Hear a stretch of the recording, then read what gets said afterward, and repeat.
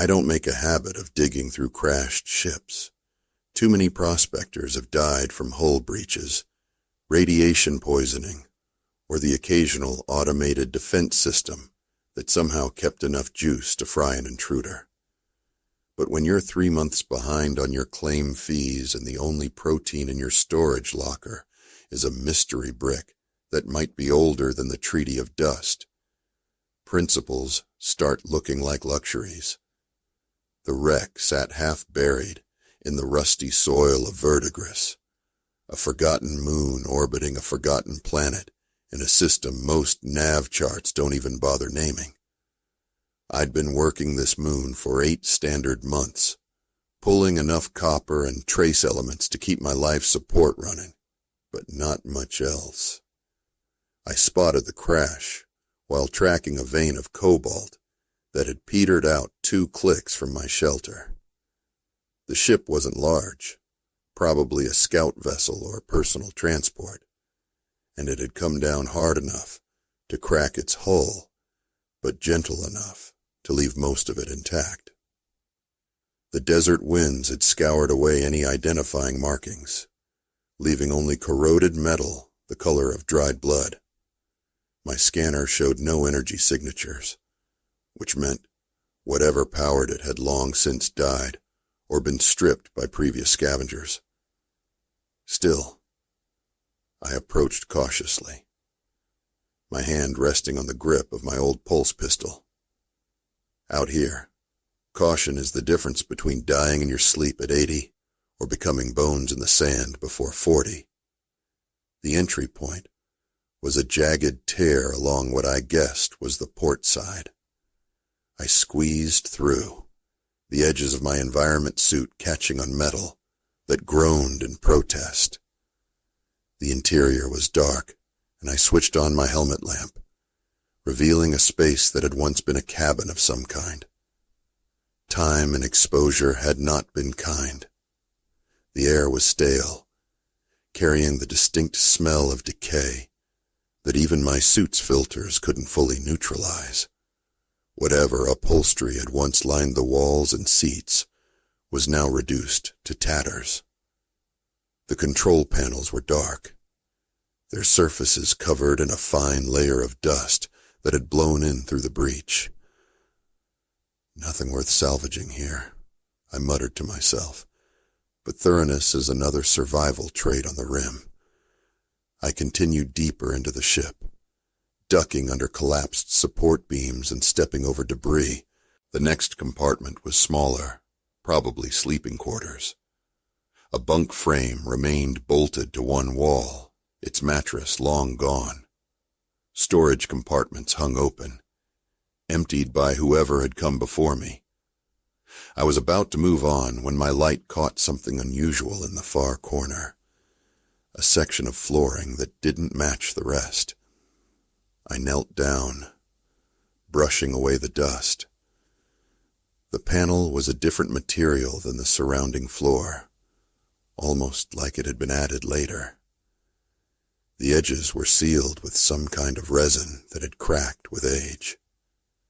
My curiosity piqued. I pulled out my multi-tool and began working at the edges. It took some effort, but eventually the panel came free with a sound like breaking glass. Beneath was a small compartment, and inside that compartment was a container about the size of my forearm. Unlike everything else in the ship, it seemed almost pristine, made of a material I couldn't immediately identify. Not quite metal, not quite ceramic. I lifted it carefully and felt a slight shift inside, like something rolling. The container had no obvious opening mechanism, no seams or latches that I could see. I turned it over in my hands, studying it in the beam of my helmet light. That's when I noticed the symbols etched into its surface. They weren't like any language I recognized, not syndicate script or the blocky military codes used by Talon Division.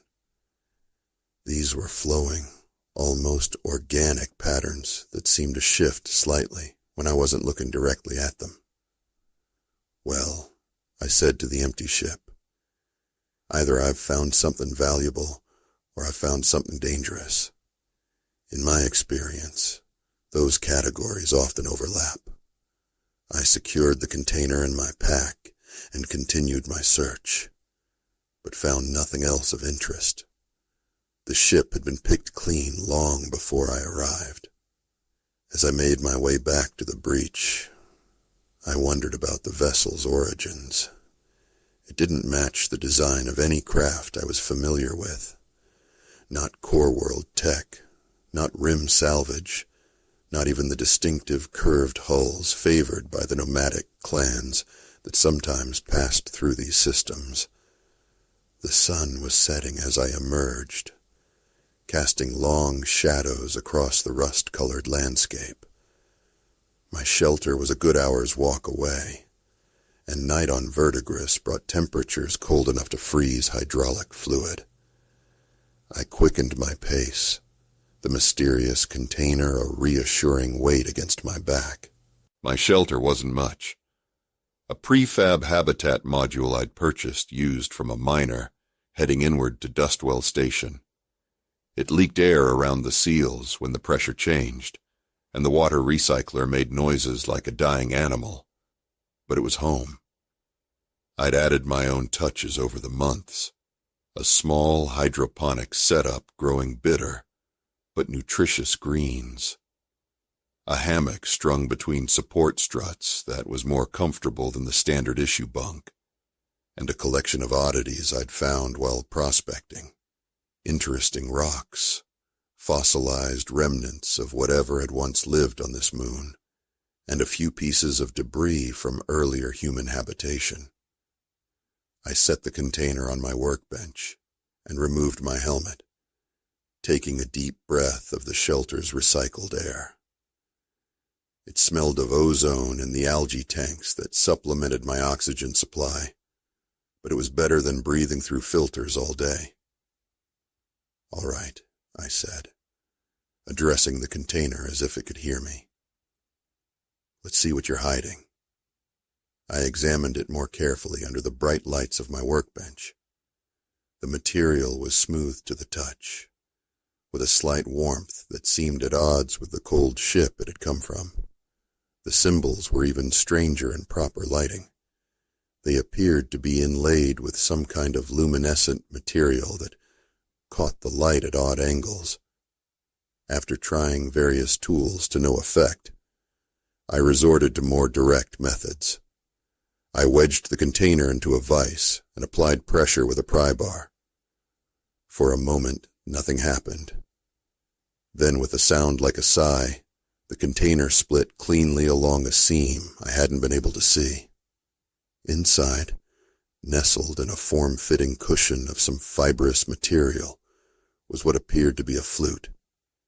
It was about as long as my hand from wrist to fingertips, crafted from what looked like bone, polished to a warm ivory sheen. 6 finger holes were spaced along its length, and intricate carvings covered every available surface. But the most striking feature was the mouthpiece, shaped like no instrument I'd ever seen, with what appeared to be a double chamber. I lifted it carefully from its resting place. It was lighter than it looked, and warm to the touch in the same way as the container. The carvings seemed to depict figures in motion, though whether they were human or something else entirely, I couldn't tell. Who would hide this? I wondered aloud. The flute didn't appear valuable in any conventional sense, not made of precious metals or studded with gems. Yet someone had gone to considerable trouble to conceal it in a secret compartment. I turned it over in my hands, studying the craftsmanship. The bone was seamless, as if carved from a single piece. The finger holes were perfectly round, their edges smooth. It was beautiful work, regardless of its origins.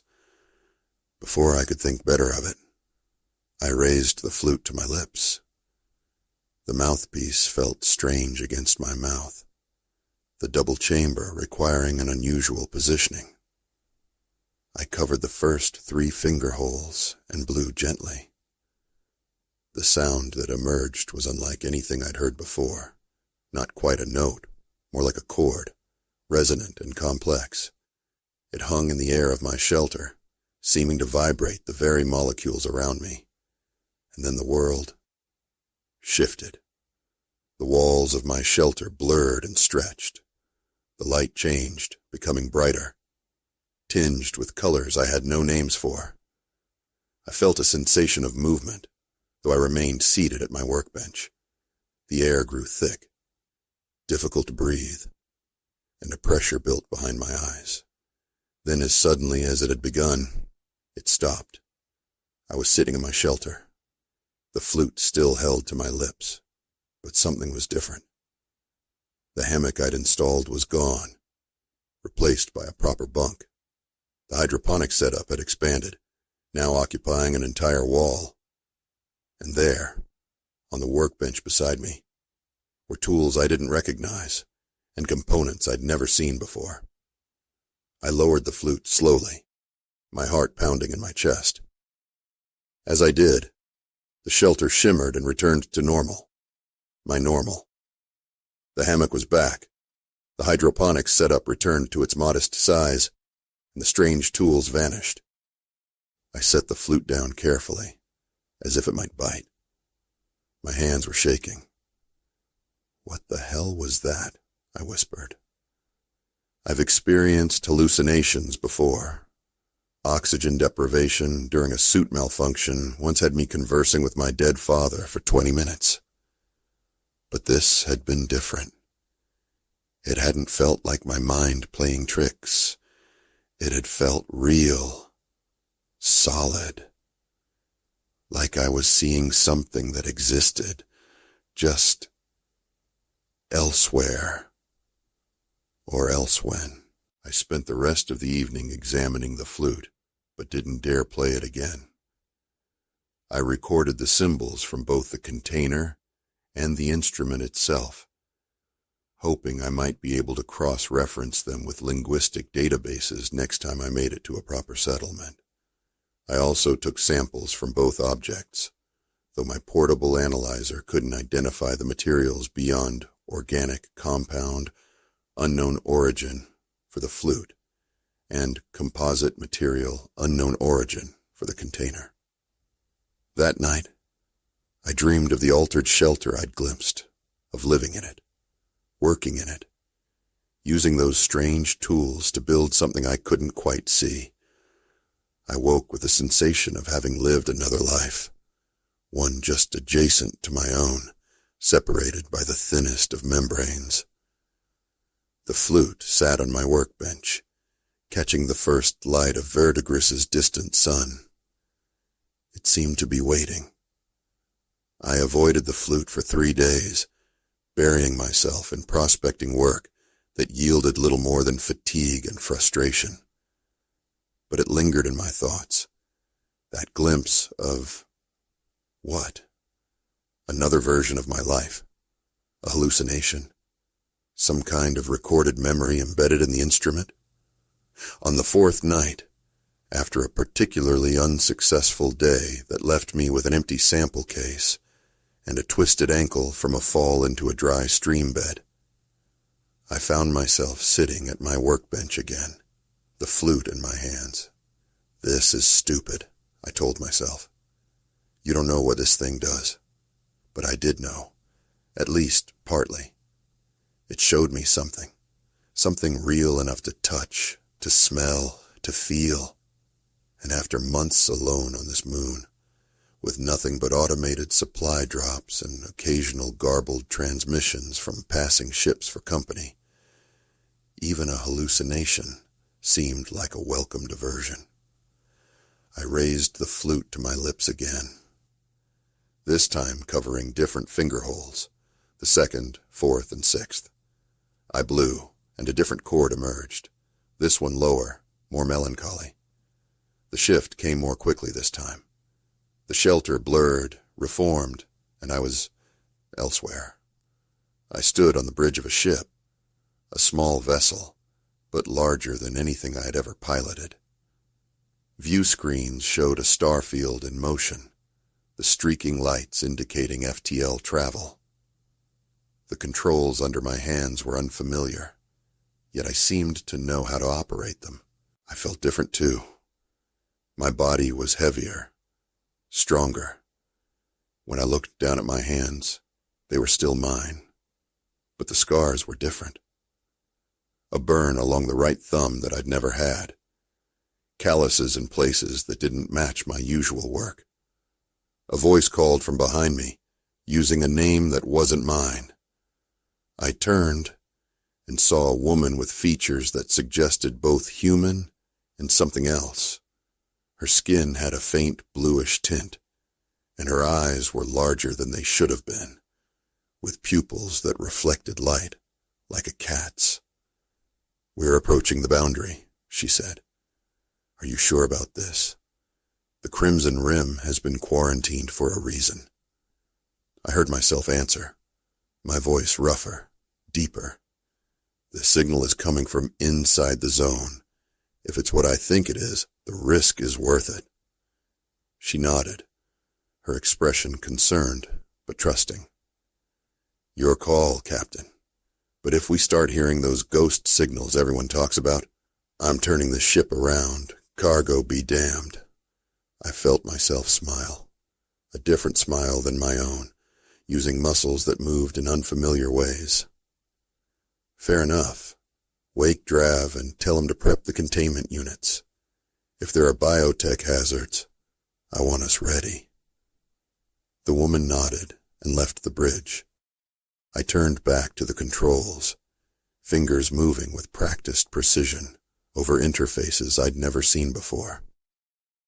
A sense of purpose filled me, a mission, important enough to risk entering a quarantine zone, dangerous enough to require special preparation.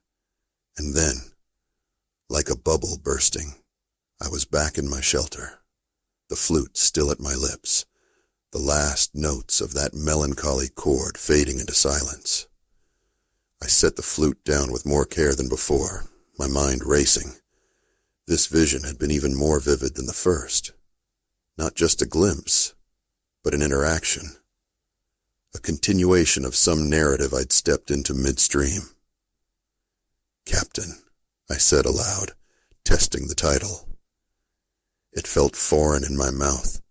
I'd never commanded anything larger than the single-person prospecting vessel that had brought me to Verdigris, now sitting idle outside my shelter, its fuel cells too depleted from anything but emergency use. Yet in that vision, I'd been someone confident, purposeful, someone with a crew who trusted them, on a mission that mattered. The opposite of a failed prospector scraping by on a forgotten moon. I should have been frightened, or at least concerned. Instead, I felt a growing fascination. These weren't random hallucinations. They connected. They built upon each other. The first had shown me a different version of my current life. The second had shown me something far removed from my reality, yet still with me at its center. What would a third playing reveal? I forced myself to wait, to eat a meal of reconstituted protein and hydroponic greens, to review my dwindling supplies and plan tomorrow's prospecting route. But my attention kept drifting to the flute, to the possibilities it contained. Finally, I gave in. I picked up the flute again, this time covering the first, third, and fifth holes. The chord that emerged was bright, almost joyful, at odds with the tension I felt building in my chest. The shift came like a wave breaking over me. I was running, my feet pounding against soil that gave slightly with each step. The air was thick, humid, filled with scents I couldn't name. Above me, a canopy of enormous leaves filtered sunlight into dappled patterns. I was in a jungle, moving fast, with purpose. My body felt wrong, lighter, faster, but also different in ways I couldn't immediately identify. My vision was sharper, colors more vibrant. I could hear sounds at distances that should have been impossible. The movement of small creatures through underbrush hundreds of meters away, the flow of water somewhere beyond my sight. Something was clutched in my right hand, a device of some kind, its display showing a pulsing dot that I was moving toward. In my left hand was a weapon, not a pulse pistol like mine, but something more elegant, its grip conforming perfectly to my palm. I heard voices behind me, pursuers, calling to each other in a language I didn't recognize, but somehow understood. The specimen is heading for the extraction point. Cut it off at the river crossing. Remember, command wants it alive. Specimen. It. With a shock that nearly broke the vision, I realized they were referring to me. I wasn't human in this, whatever it was. I was something else, something they were hunting. I felt no fear, only determination. I knew where I was going, knew what waited for me there. Freedom, return, home. I burst from the jungle onto the bank of a wide, slow-moving river. Across the water, barely visible through rising mist, was a structure. Angular, artificial, out of place in this wild setting. My extraction point. I didn't hesitate. I leapt into the river, my body cutting through the water with efficiency that no human swimmer could match. I felt membranes extend between my fingers, felt my lungs adapt to hold breath longer than should have been possible. As I swam, I sensed rather than heard something massive moving beneath me, a predator, native to these waters, drawn to the disturbance I was creating. I changed course, using the creature's approach to mask my own movements from the pursuers now gathered on the shore behind me. The water grew colder as I neared the far bank, the current stronger. The structure loomed larger, a platform of some kind, extending out over the water. Figures moved there, silhouettes against the bright sky, waiting for me, my kind, my people. I was almost there when something seized my ankle, the river predator, its grip like iron. I twisted, bringing up the weapon in my left hand. As I aimed it at the unseen threat below the surface, I caught a glimpse of my reflection in the water. The face looking back at me was not human.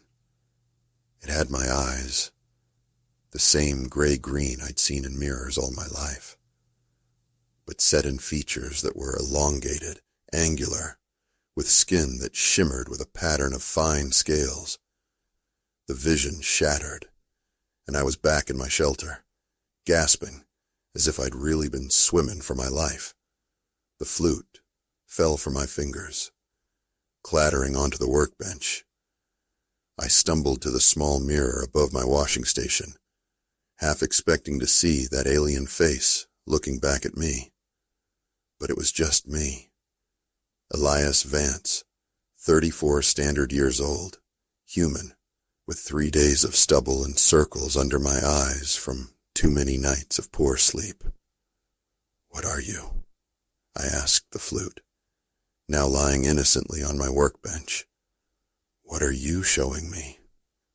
No answer came, of course. Just the constant low hum of my shelter's life support systems, and the distant howl of Verdigris' wind across the barren landscape outside. I didn't sleep that night. I couldn't. Every time I closed my eyes, I felt the river water around me, heard those voices calling me specimen, saw that inhuman reflection looking back at me. By morning, I'd made a decision. I needed answers, and I wouldn't find them alone on this moon. I needed to get to a settlement, somewhere with information networks, maybe even someone who could identify the origin of the flute, or translate the symbols on its surface. The nearest option was Dustwell Station, a 3-day journey in my prospecting vessel if I pushed the engines beyond recommended limits. I had just enough fuel to make it, though getting back would require earning some credits while I was there. I began packing immediately, gathering the few valuable mineral samples I'd collected over the months, along with emergency supplies and the mysterious flute in its container.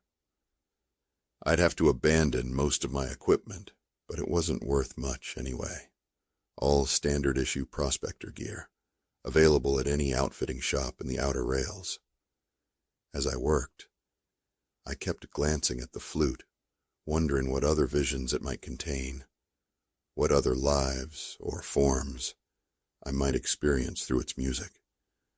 But I resisted the urge to play it again. Whatever it was doing to me, I needed to understand it before I went further. By midday, I was ready. I sealed my shelter, programming it to enter hibernation mode until my return, if I returned. Then I loaded my prospecting vessel and began the pre-flight sequence, watching as the diagnostic systems highlighted a dozen minor issues and one major one. The fuel cells were even more depleted than I'd estimated. I can make it, I told myself, overriding the warning indicators. It'll be close, but I can make it. As the engines warmed up, I found myself looking back at my shelter, at the life I'd carved out here, meager as it was. For a moment I considered staying, continuing my lonely existence, playing the flute in the safety of isolation. But the visions had awakened something in me, a curiosity, a hunger to understand, and beneath that, a question I couldn't ignore. Were these glimpses of what could be, of what might have been, or something else entirely? I engaged the thrusters, feeling the familiar vibration as my vessel lifted off from Verdigris' surface. As I ascended through the thin atmosphere, I caught a final glimpse of the crashed ship where I'd found the flute, now just a dark speck against the rust-colored landscape. Goodbye, I said, though whether to the moon, the ship, or the life I was leaving behind, I wasn't sure.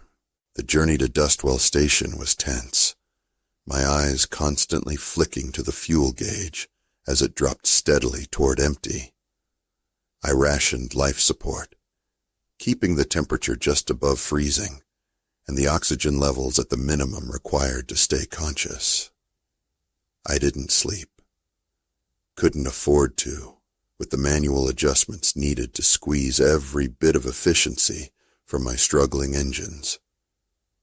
During the long hours of transit, my thoughts kept returning to the visions. 3 glimpses of lives that weren't mine, yet somehow were. Connected by what? By me. By some version of me. The first vision had been simple enough to understand, an alternate version of my current life. Slightly more successful, perhaps. The second had shown me as a ship captain, someone with purpose and authority. The third had been the most disturbing, me as something not human, hunted, different. Was there a progression there? A message? Or were they random fragments, meaningless except for the emotional response they triggered? I found myself reaching for the flute several times during the journey, only to pull my hand back. Not here. Not in the confined space of my vessel, where a strong reaction might cause me to damage critical systems. Better to wait until I reached Dustwell. The station appeared on my sensors late on the 3rd day, a sprawling structure orbiting a tidally locked planet, one side perpetually scorched by its sun, the other frozen in eternal night.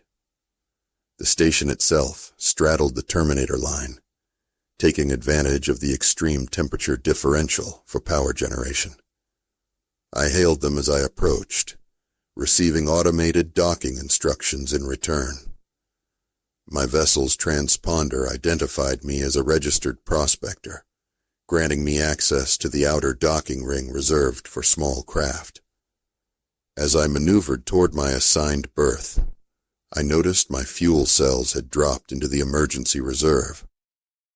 Another few hours, and I would have been adrift, sending out distress calls and hoping someone would respond before my life support failed completely. "Cutting it close, Vance," I muttered to myself, as the docking clamps engaged with a solid thunk. Real close. The station's atmosphere cycled into my vessel, bringing with it the distinctive smell of dustwell. Recycled air tinged with spices, machinery, and too many bodies in too small a space. After months of Verdigris's sterile environment, it was almost overwhelming. I gathered my pack, securing the flute and its container in an inner pocket, and stepped through the airlock into Dustwell Station. The docking level was a cacophony of sound and movement after the silence of Verdigris. Maintenance crews worked on vessels of various sizes. Cargo was being loaded and unloaded, and travelers of all descriptions moved purposefully between ships. The lighting was harsh, fluorescent, a stark contrast to the natural sunlight I'd grown accustomed to. I made my way to the customs checkpoint, where a bored-looking official scanned my ID chip and asked the purpose of my visit. "Trading," I said, gesturing to my pack. "Got some mineral samples to sell. Need to resupply." He nodded, barely looking at me. "Duration of stay?" "Not sure yet. Depends on what I can get for my samples." "Standard visitor visa is good for 30 station days. Anything longer, you'll need to apply for an extension." He stamped something on a data pad and waved me through. "Welcome to Dustwell Station. Keep your waste in designated receptacles and your disputes out of public areas." I stepped past the checkpoint into the main concourse, immediately assaulted by the sights and sounds of commerce. Vendors called out their wares from stalls lining the walkways, the air thick with the smell of cooking food from a dozen different cultures. Screens mounted on walls displayed news feeds, market prices, and advertisements. My first priority was to sell my mineral samples and secure enough credits for fuel and supplies. I headed for the assay office, navigating through crowds that seemed to press in from all sides.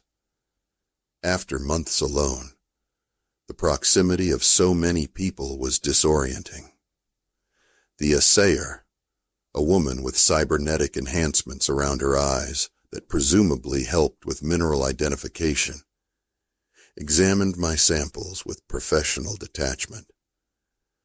"Copper, trace cobalt, some interesting rare earths," she said, setting each sample aside after scanning it. "Nothing spectacular, but the purity is good. I can offer you 800 credits for the lot." It was less than I'd hoped for, but more than I'd expected. Enough for fuel and basic supplies, with a little left over for information, which was why I'd really come. "Deal," I said, and she transferred the credits to my account with a tap on her terminal. With financial concerns temporarily addressed, I could turn my attention to the real reason for my journey. I needed information about the flute, about the symbols, about what it was showing me. My first stop was a public data terminal in one of the station's information hubs. I paid for access and uploaded the images I'd captured of the symbols on both the flute and its container. The search returned nothing. No matches in any known language database, human or otherwise. Next, I tried searching for information on bone flutes in general, and on musical instruments that might cause hallucinations or visions. This yielded more results, but nothing that matched what I had experienced. There were accounts of ceremonial instruments used in various cultures to induce trance states, but these worked through rhythm and suggestion, not by somehow transporting the player's consciousness elsewhere. After several fruitless hours at the terminal, I decided to try a different approach. Dustwell Station was home to all manner of specialists and experts, many of whom operated in the gray markets that flourished in the station's lower levels. I made my way to a section known informally as the Bazaar, where goods and services not strictly approved by station administration could be found for the right price. The lighting here was dimmer, the corridors narrower, the crowds more diverse and less predictable. I asked discreet questions at various stalls, describing the flute in general terms and inquiring about experts in unusual artifacts. Most vendors shook their heads or shrugged, but one, an elderly woman selling what appeared to be hand-woven textiles, gave me a considering look. "You might want to talk to Levi," she said quietly. "He collects things that don't belong here, if you take my meaning. Has a shop 2 levels down, near the old hydroponics bay. Look for the door with the red lantern." I thanked her and purchased one of her smaller textiles as a courtesy, before making my way deeper into the station. The lower levels were noticeably different from the public areas above, the air quality poorer, the maintenance less rigorous, the population more diverse.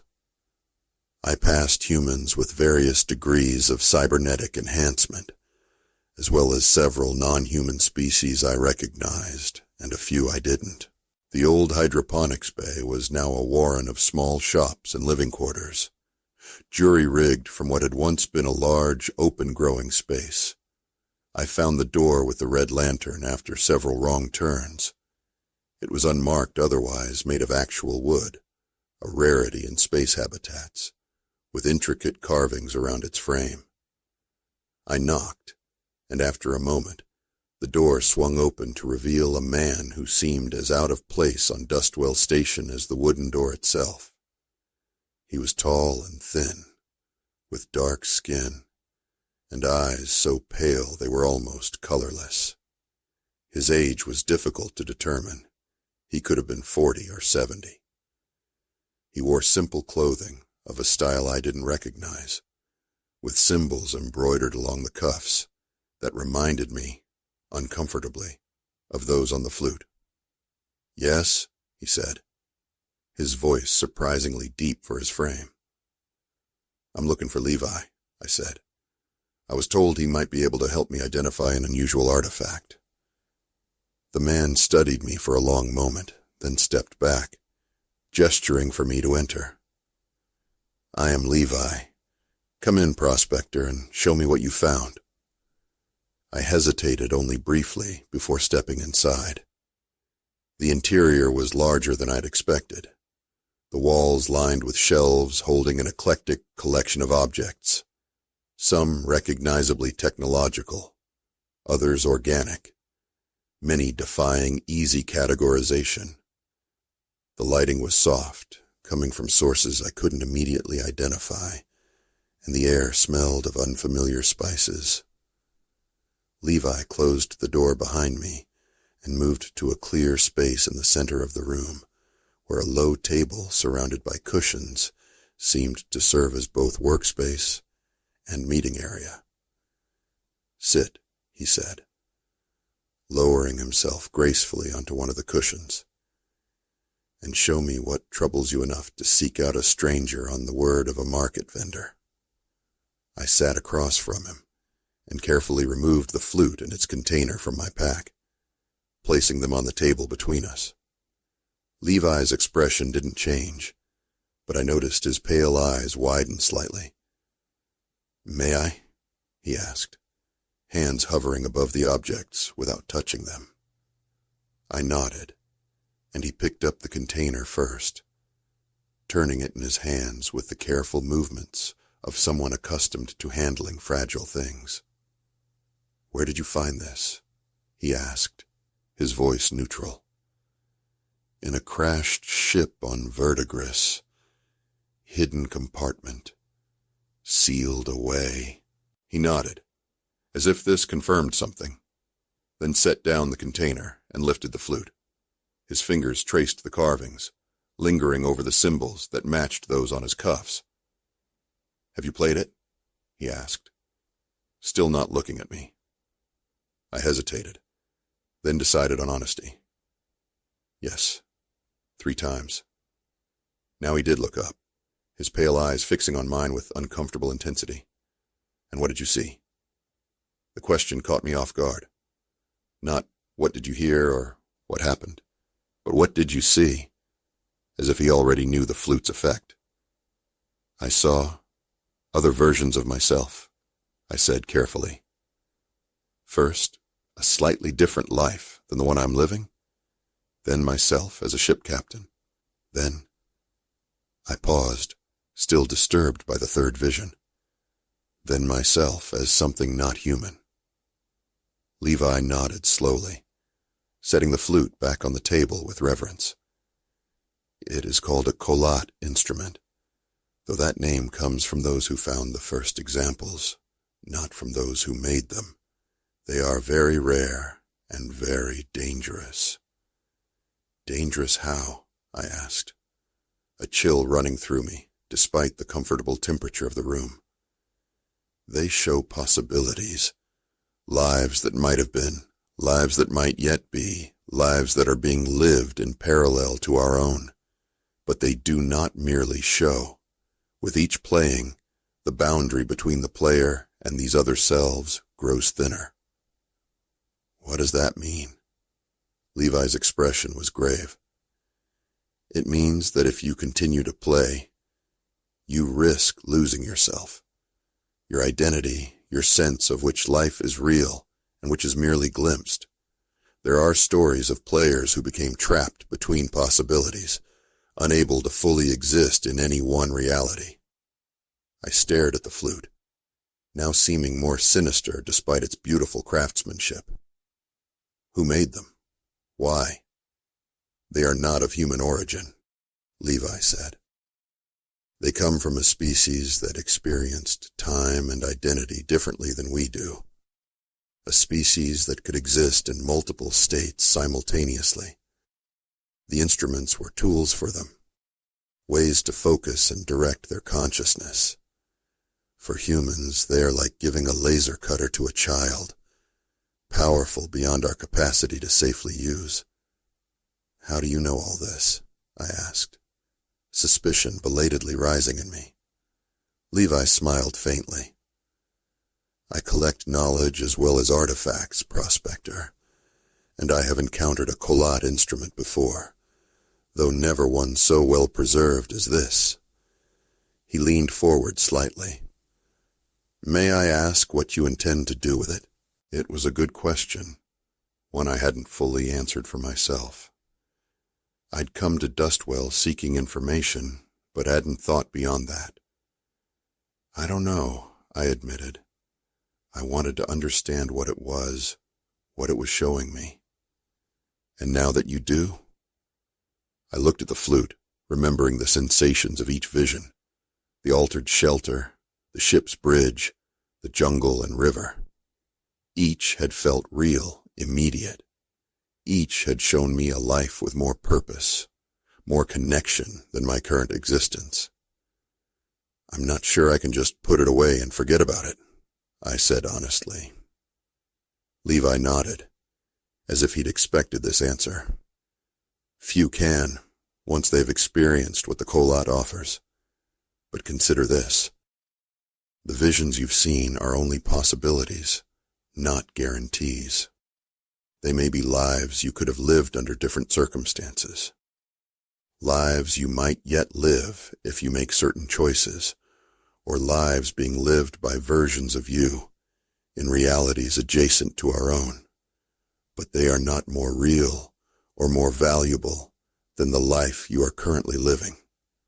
His words made sense, but they didn't diminish the pull I felt toward the flute, toward the experiences it offered, the escape from my isolated existence. What would you do? I asked him. If it were yours. Levi was silent for a long moment, his pale eyes distant. I would recognize it for what it is, a window, not a door. A way to glimpse other possibilities, but not to inhabit them. I would use it sparingly, with clear intention, always remembering to return fully to my own reality. He focused on me again. But I am not you, prospector. Your path is your own to choose. I nodded, gathering the flute and its container and returning them to my pack. Thank you for the information. What do I owe you? Levi waved a hand dismissively. Consider it an exchange of knowledge. But if you feel the need to balance the scales, perhaps you could answer a question of mine. What question? The ship where you found the Kolat. You said it crashed on Verdigris. Did you notice anything unusual about the crash site? Any evidence of what might have caused the ship to fall? I thought back to the wreck, trying to remember details beyond the excitement of finding the hidden compartment. No obvious weapon damage, if that's what you're asking. The hull was breached, but it looked like impact damage. Why? Levi's expression revealed nothing. Merely curiosity. The movement of such artifacts through our region of space is of interest to me. I had the distinct impression he wasn't telling me everything, but I was in no position to press for more information. I'd gotten what I came for, an explanation of the flute and its effects. I rose to leave, but Levi spoke again as I reached the door. Prospector. I turned back to him. Be careful with the Kolat. Remember that each time you play, you thin the boundary not only between yourself and these other lives, but between those lives and each other. The consequences of such blending are unpredictable. With that cryptic warning, he saw me out, the wooden door closing firmly behind me. I spent the next 2 days on Dustwell Station restocking supplies, arranging for my vessel's fuel cells to be recharged, and trying to decide what to do about the flute, the Cholet instrument, as Levi had called it. Part of me wanted to sell it, to be rid of the temptation and the risk it represented, but another part, a stronger part, couldn't bear the thought of never experiencing those visions again, never feeling the purpose and connection I'd glimpsed in those other lives. In the end, I kept it, telling myself I would heed Levi's warning and use it sparingly, with clear intention. Whether I actually believed I could maintain such discipline was another matter entirely. On the evening before my scheduled departure back to Verdigris, I found myself in a small drinking establishment on one of the station's middle levels, nursing a glass of synthetic whiskey and watching the diverse clientele. The place was dimly lit and relatively quiet, catering to those seeking respite from the constant noise and activity of the station's main areas. I was contemplating whether to order another drink when someone slid into the seat across from me. A woman with short dark hair and the weathered look of someone who spent time in harsh environments. She wore the practical clothing of a ship's crew, with a patch on her shoulder I didn't recognize. "You're the prospector who was asking about unusual artifacts," she said without preamble, "the one who visited Levi." I tensed, my hand moving instinctively toward my pack, where the Kolat rested. "News travels fast," she shrugged. "Dustwell's smaller than it seems when you know how to listen." "I'm Mira." "Elias," I replied, not seeing any point in lying about my name when she clearly already knew who I was. "What do you want?" "To offer you a proposition." She leaned forward slightly, lowering her voice. "I work with a research collective, We study artifacts like the one you found, items of non-human origin that exhibit unusual properties. We'd like to examine yours."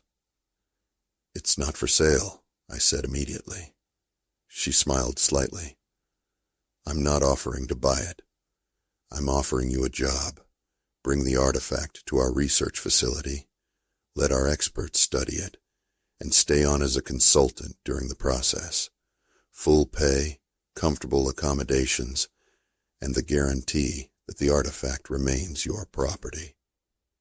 I studied her, trying to determine if this was some elaborate scheme to separate me from the Kolat. "Why would you need me there? Why not just borrow the artifact?" "Because you've used it," she said simply. "You've experienced its effects firsthand. That makes you valuable to our research, perhaps as valuable as the artifact itself." It was a tempting offer. The prospect of steady pay and comfortable accommodations was certainly an improvement over returning to my isolated existence on Verdigris, and the chance to learn more about the Kolat, to perhaps understand it better under controlled conditions, was appealing. But something felt off. The timing was too convenient, the offer too perfect. "Where's this research facility?" I asked. "On a private station in the Achara system," she replied smoothly. "About a week's journey from here, with the right ship, which we have waiting." The Achara system. Something clicked in my memory. A news item I'd seen on one of the public screens earlier that day.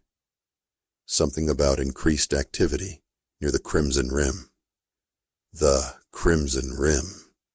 The quarantine zone mentioned in my second vision, where the ship captain, the other me, had been heading in response to a signal. "Your research collective," I said slowly. "Does it have any interest in the Crimson Rim?" Mira's expression changed almost imperceptibly. A slight narrowing of the eyes, a tension around the mouth. "Why do you ask?" "Just curious about what other artifacts you might be studying." She recovered quickly, her smile returning. "We cast a wide net. The rim is just one of many areas of interest." I nodded, as if satisfied with this answer, but internally, alarms were sounding. The connection was too specific to be coincidence. The vision of myself as a ship captain heading to the Crimson Rim, and now this offer from a group with interests there. "I need to think about it," I said, finishing my drink. "How can I contact you when I decide?"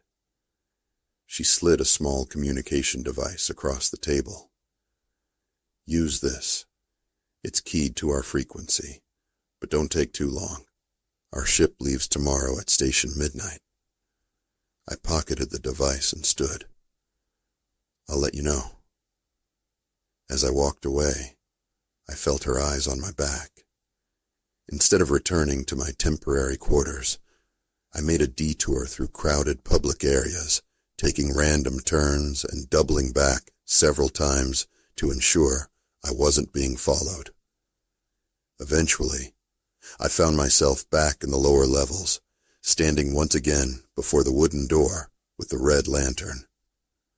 I knocked, more urgently this time. Levi opened the door, looking unsurprised to see me. "The boundaries are already thinning, I see," he said cryptically, stepping aside to let me enter. Once inside, I explained my encounter with Mira and her offer, including the connection to my vision of the Crimson Rim. Levi listened without interruption, his pale eyes unreadable.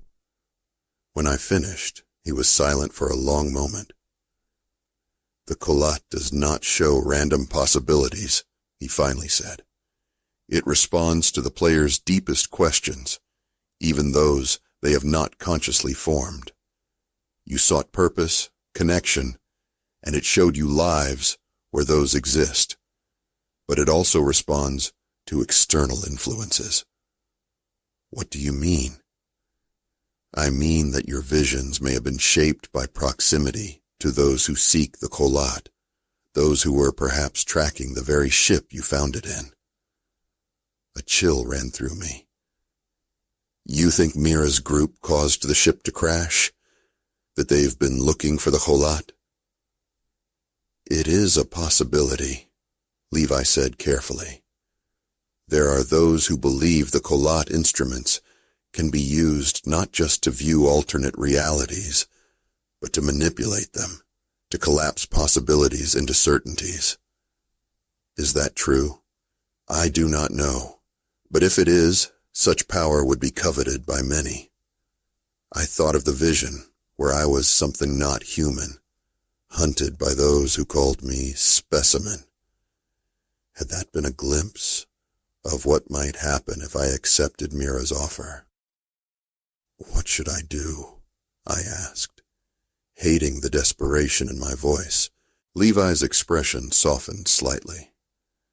That remains your choice, prospector. But consider this. The Kolat has already shown you a path. The captain, heading to the Crimson Rim in response to a signal. Perhaps that is not merely a possibility, but a direction. You think I should go to the Crimson Rim? The idea was absurd. The quarantine zone was off limits to all but authorized military vessels, and for good reason. The stories of what had happened there, of the biotech horrors and ghost signals, were legendary throughout the outer rails. I think you should trust what the Kolat has revealed to you, Levi said. It does not show falsehoods, only possibilities. If it showed you as a captain bound for the Rim, there is truth in that vision. I left Levi's shop with more questions than answers, but with a growing sense of what I needed to do. I returned to my temporary quarters and spent the night making preparations, acquiring maps of the sectors surrounding the Crimson Rim, purchasing additional supplies that would extend my vessel's range, and downloading all available public information about the quarantine zone and its history. By morning, I had a plan. Reckless, perhaps even suicidal, but a plan nonetheless. I would not accept Mira's offer. Instead, I would return to Verdigris, retrieve anything useful from my shelter, and then set course for the edge of the Crimson Rim. Not to enter it. I wasn't that foolish, but to observe, to listen, to see if there was indeed a signal, as my vision had suggested. As I completed the final preparations for my vessel's departure, I felt a presence behind me. I turned to find Mira standing there, her expression no longer friendly. You didn't call, she said, and you're preparing to leave. I've decided to decline your offer, I said, trying to keep my voice steady. I'm returning to Verdigris. She studied me for a moment, then smiled thinly. No, you're not. You're planning something else. Something to do with what you saw when you played the Kolat. I said nothing, which was confirmation enough. You don't understand what you're dealing with, she continued. The Kolat isn't just a window into possibilities. It's a key, and you don't have the knowledge to use it properly. And your research collective does. We've been studying these artifacts for decades. We know their potential and their dangers. Then you know they respond to the player's questions, I said. To their desires.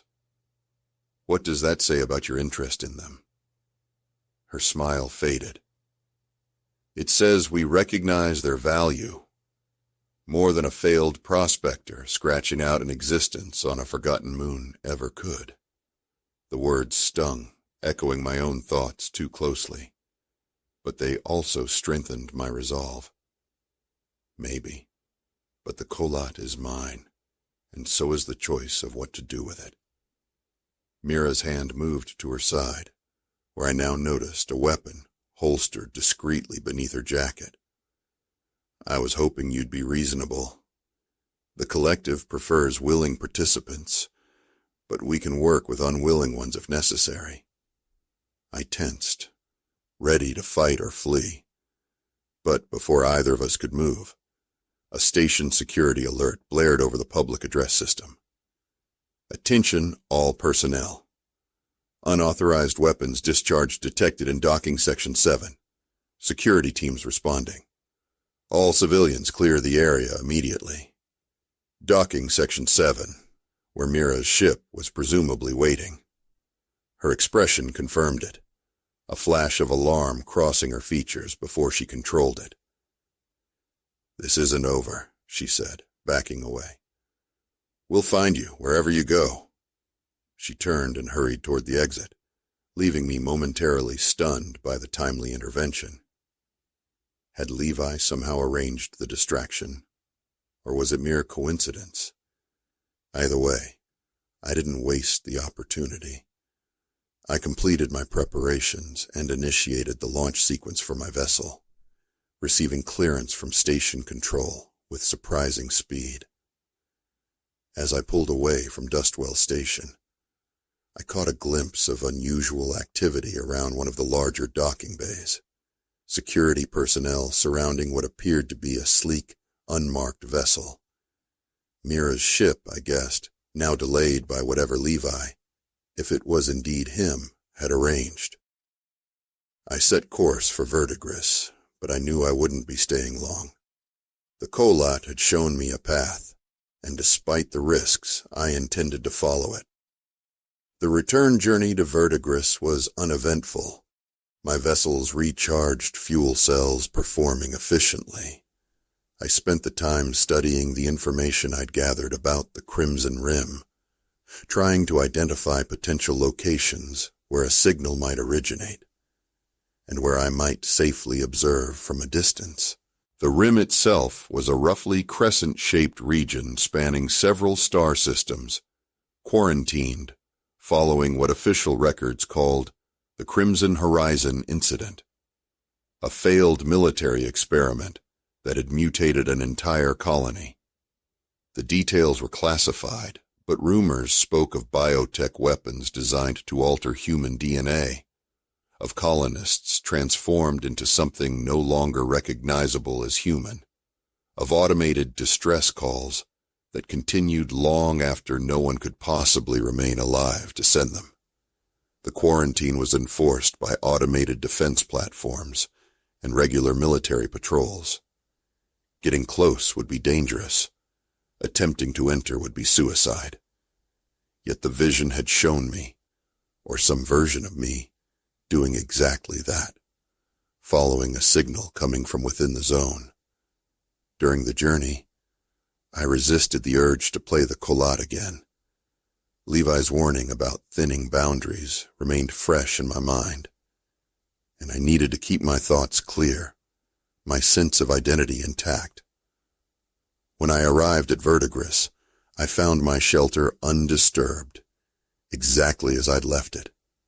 I gathered additional supplies, as well as a few personal items I hadn't taken to Dustwell. A data crystal containing family records, a small meteorite fragment I'd found during my first week on the moon, and a battered copy of an old Earth novel that had belonged to my father.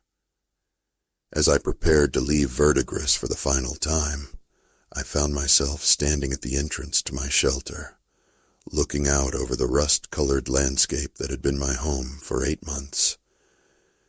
Despite its harshness, despite the loneliness and struggle, I felt a pang of something like nostalgia. This place represented a chapter of my life, not a particularly successful or happy one, but mine nonetheless.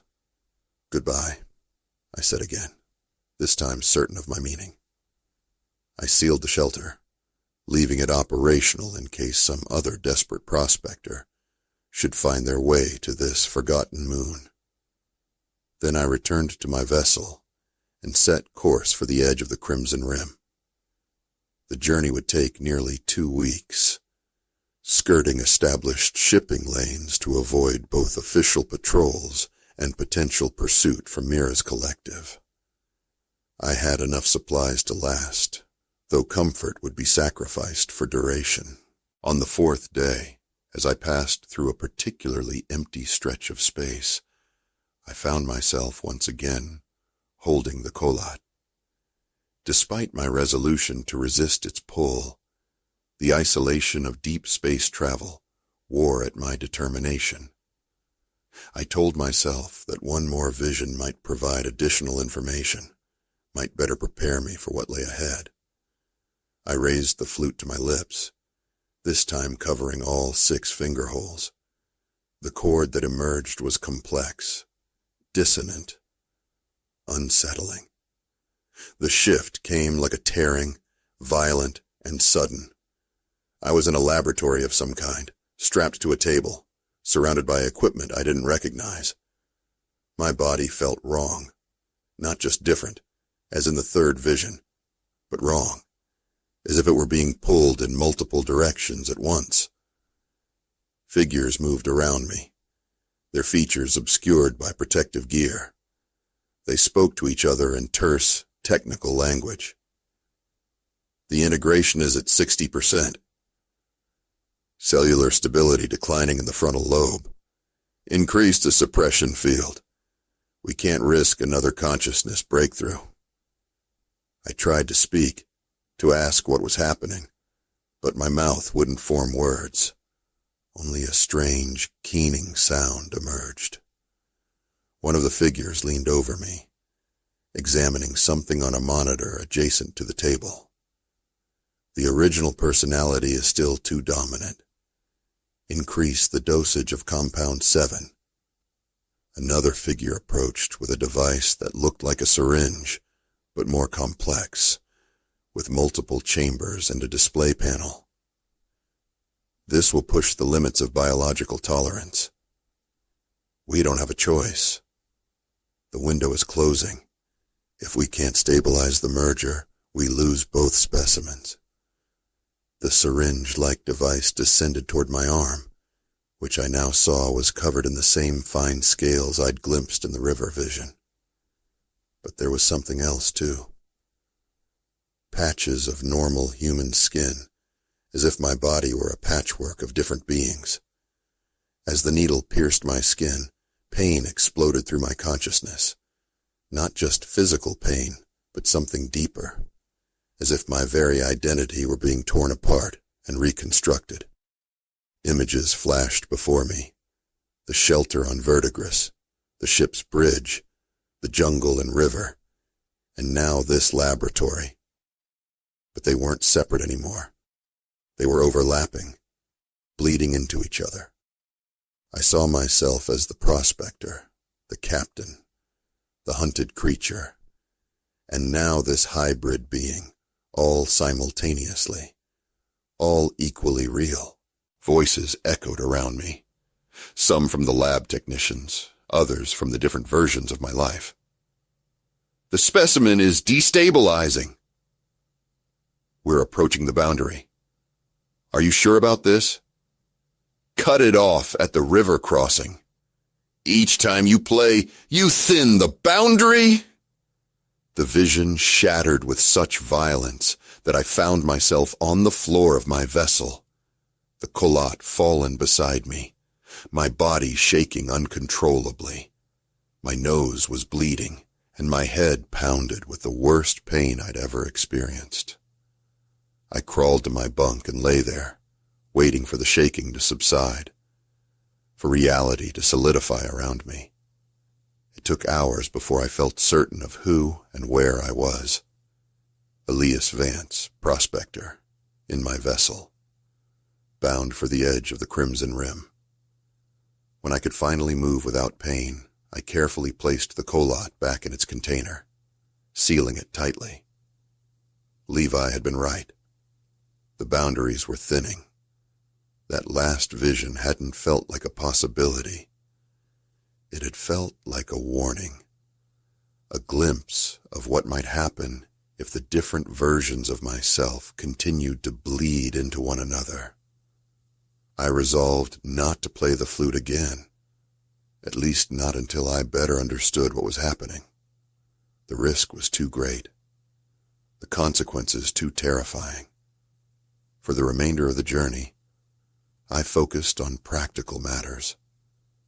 Navigating safely, conserving resources, monitoring communications channels for any sign of pursuit.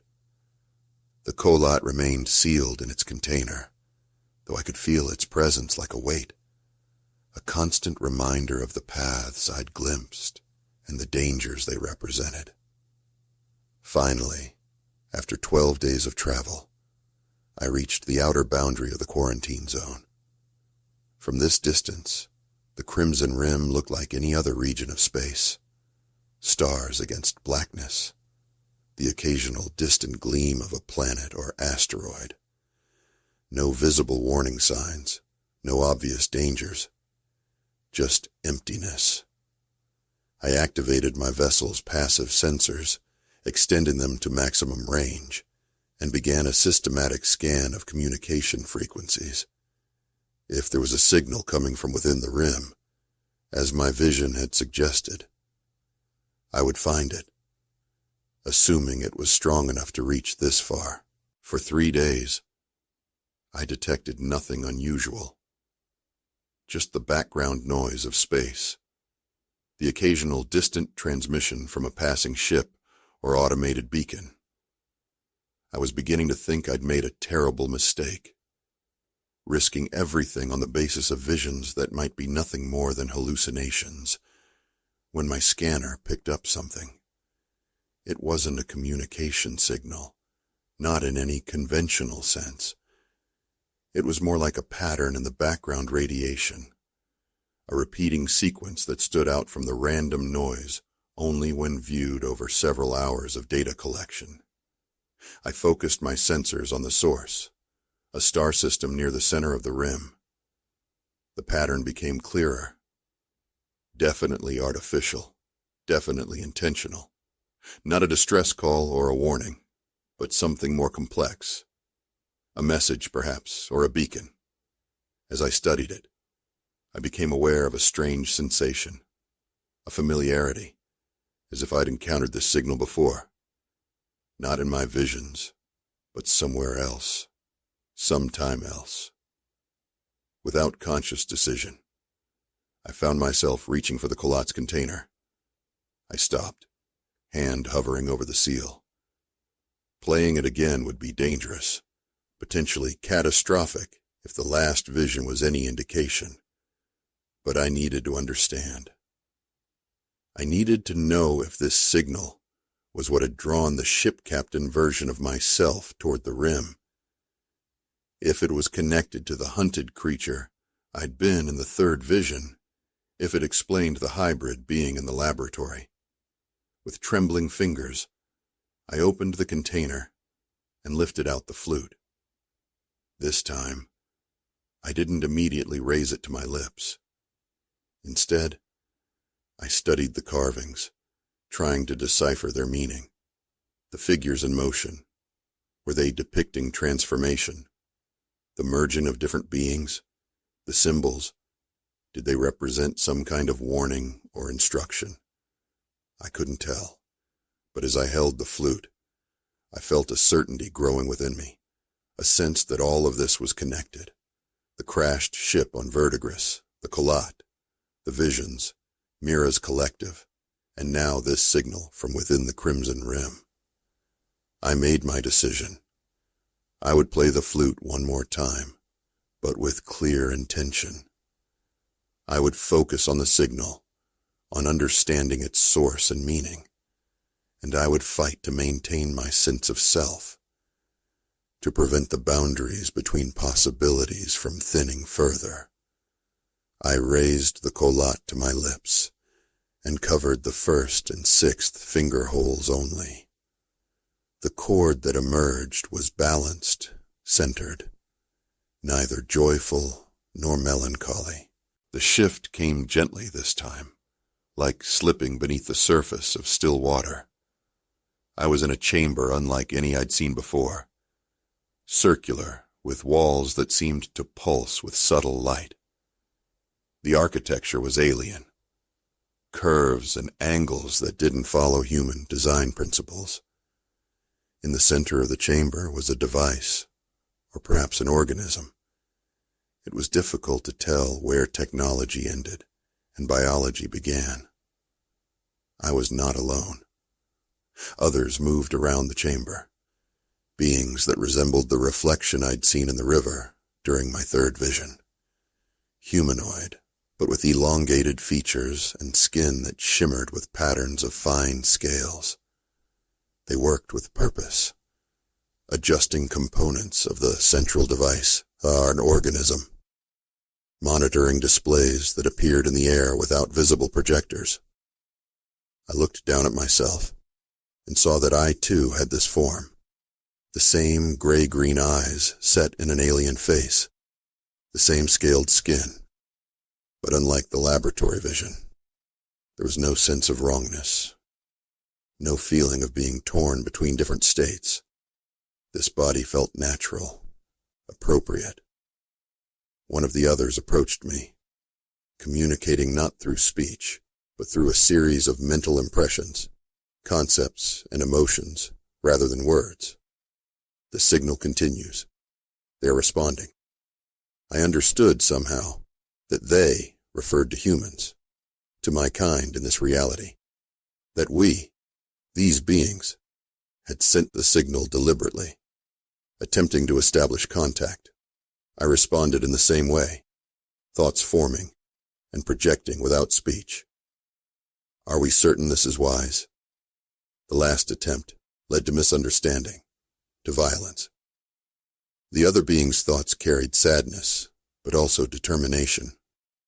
We cannot remain isolated forever, and they have one of our keys now, the one you sent. If they use it correctly, they will understand. They will see the possibility of harmony.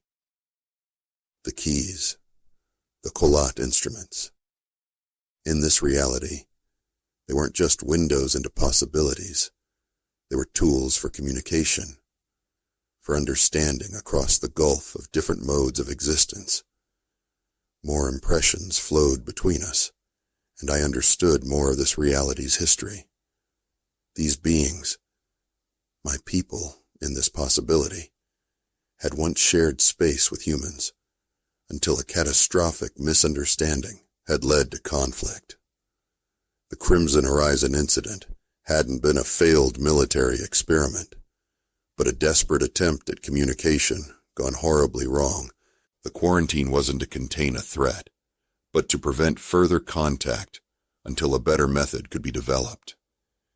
And that method was the keys, the Kolat instruments, sent out into human space in the hope that someone would find them, use them, and begin to understand.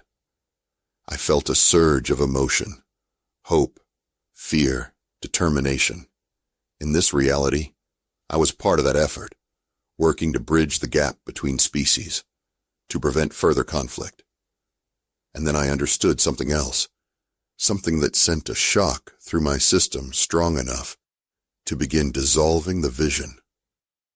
The signal I'd detected wasn't coming from within the Crimson Rim. It was coming from my vessel, from the Kolat itself. The vision faded, and I was back in my vessel, the flute still at my lips. But now I could hear the signal, actually hear it, not just detect it on sensors. It was coming from the Kolat, a subtle vibration that matched exactly the pattern I'd been tracking.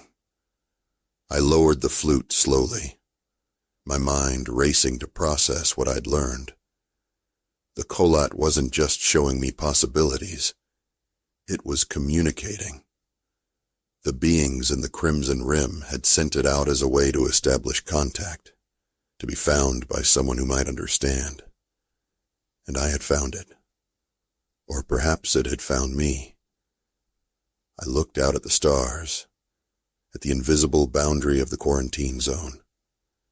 Somewhere beyond that boundary were beings trying to communicate, trying to prevent further conflict. Beings that, in another possibility, I was one of. The choice before me was clear, yet impossibly complex. I could turn away, return to human space, perhaps warn others about what I'd found, or I could respond to the signal, cross the boundary, seek understanding. In my visions, I'd seen versions of myself with purpose, with connection.